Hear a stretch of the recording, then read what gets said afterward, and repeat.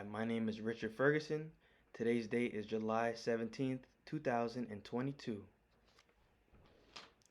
Today I'll be discussing the integumentary system, which involves our skin.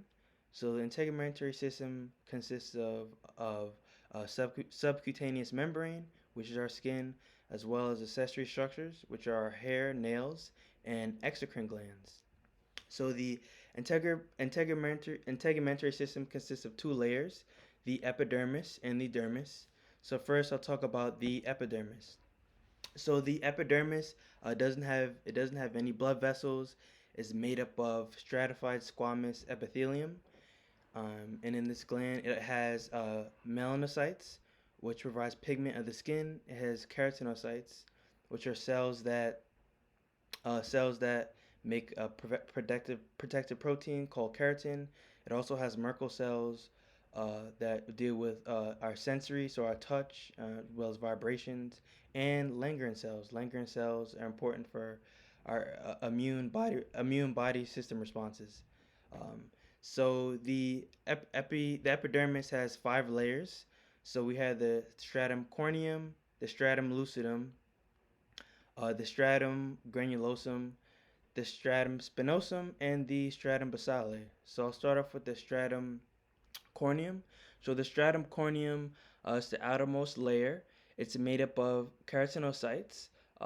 This layer helps fight infections. It keeps out pathogens. It helps out with the daily wear and tear of the body. It prevents dehydration, as well as prevents chemical damage. The second layer is the stratum lucidum. So the stratum lucidum can only be seen in thick skin. So thick skin has five layers. Thin skin has four layers. So in thin skin, the stratum lucidum will not be present. Excuse me. Then the next layer we have is the stratum granulosum. This is made up of keratinocytes um, that contains granules in the cytoplasm. So there's no nuclei in this layer because the organelles die.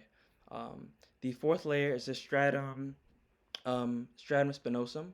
The cells shrink in this layer as a result of histologic fixation. Um, the points where they connect are so at the points where they connect, this is are at the desosomes, um, and this layer also is most abundant in Langerhans cells. So in the next layer we have is the stratum basale. So the stratum basale is the innermost deepest layer. um, the cells divide and grow in this layer. This layer also contains melanocytes, and it's the deepest layer of the skin. And then below the epidermis we have the dermis. So in this layer, the cells are loosely packed. They're not densely packed like in the epidermis. It's deep to the epidermis. It contains blood vessels as well as the nutrients and oxygen that diffuse from the dermis to the epidermis, and it also helps supports and sustain the epidermis. And the dermis, it has two sublayers, the papillary layer and the reticular layer. The papillary layer is the most superficial layer of the dermis. It increases the surface amount of, the transfer of oxygen and nutrients between the dermis and epidermis, and it's also made up of loose connective tissue. Then we have the reticular layer, which is composed of connective tissue.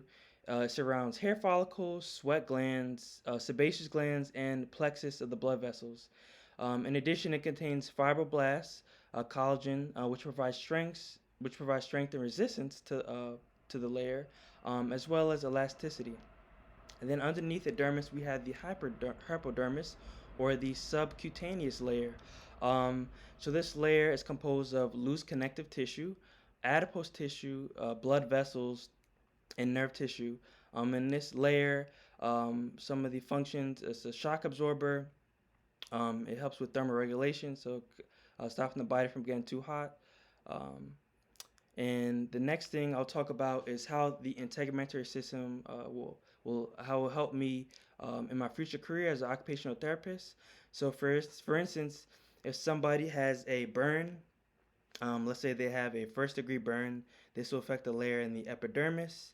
Um, the skin will be very dry. Um, and what we want to do, I want to make sure I'm going to educate the patient on the burn and how they can treat the burn, because when a patient first gets a burn, it's be very dry and it heals very quickly. So we want to make sure that they're moving it so it doesn't contract. So the first thing, I want to make sure that the area is being well lubricated so it doesn't um, so because it's very dry. The next thing I want to focus on massaging, to prevent from contracture. So massage is very important to increase blood flow, to break up the scar tissue, as well as uh, provide blood flow to that area, break up scar tissue.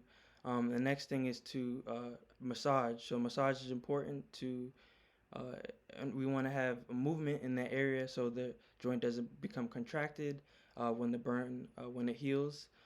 Also, we want to make sure that they have good range of motion and mobility for that joint. That's another reason why passive range of motion is very important. Thank you for your time. Have a great day.